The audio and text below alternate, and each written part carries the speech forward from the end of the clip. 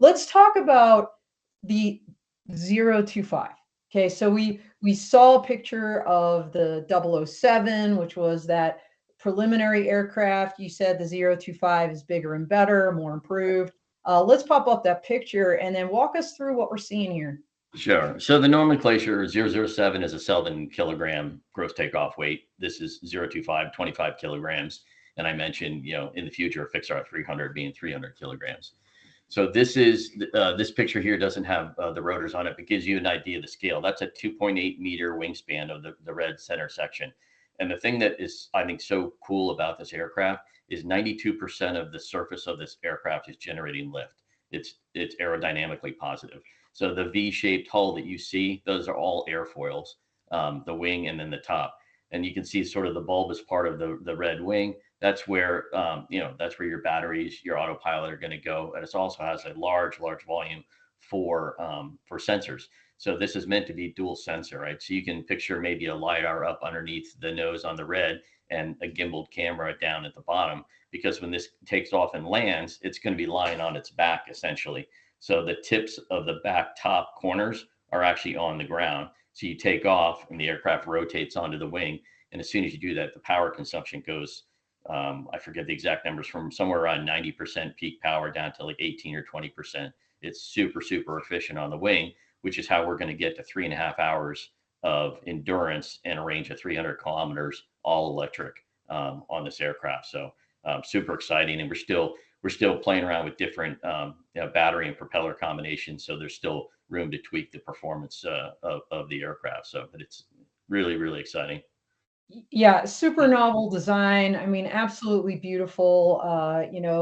Intentionality by design. With regards to the lift and the aerodynamic nature of this vehicle to achieve maximum flight times on a battery. So, tell us a little bit about the safety mechanisms that you built into this particular design. Well, I left out one of the biggest key data points is it's a 40% payload weight fraction. So that aircraft's going to carry 10 kilograms of payload.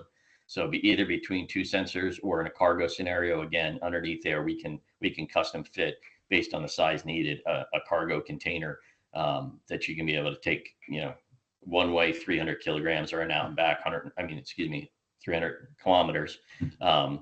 And so, yeah, that's actually a still shot of the aircraft testing in Montenegro that you're seeing on the screen right now. Um, Wow, that's beautiful. and, Look at and those mountains. yeah, it's a stunning location in the aircraft. It looked beautiful flying. And we're going to have a lot more to come after the event that we'll talk about later this month. So that's sort of a little bit of a teaser, and we've got one.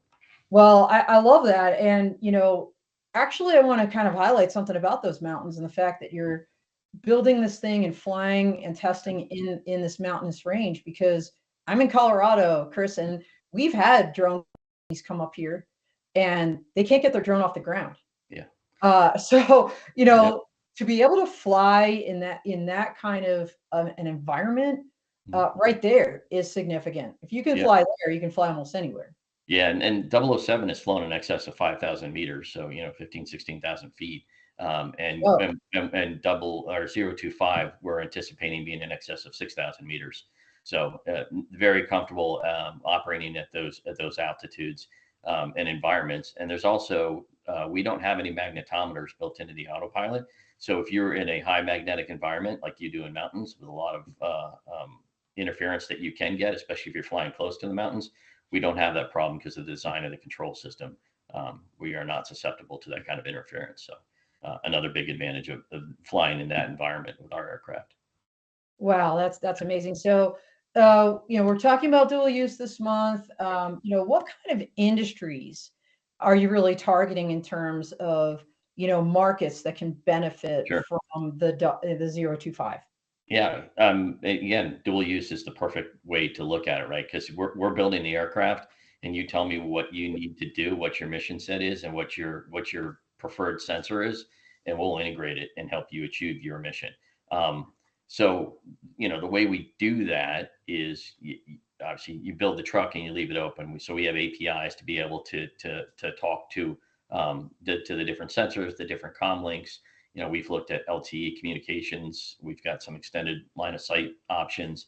Eventually, with 025, we may look at a Starlink or some other satellite-based option on there. But the company itself started out entirely looking at commercial, and we've pivoted in the last year for actually, this is the perfect segue, right? Is dual use. Is like when I joined the company, they were like, "Hey, Chris, do you think people in defense would be interested in this?" And I was like, "Why would they not be? Because it's a great aircraft, and if I can go collect data with it or deliver something with it, I can do that in a civilian world, and I can do that in a military or border security or any other, um, you know, security environment, really."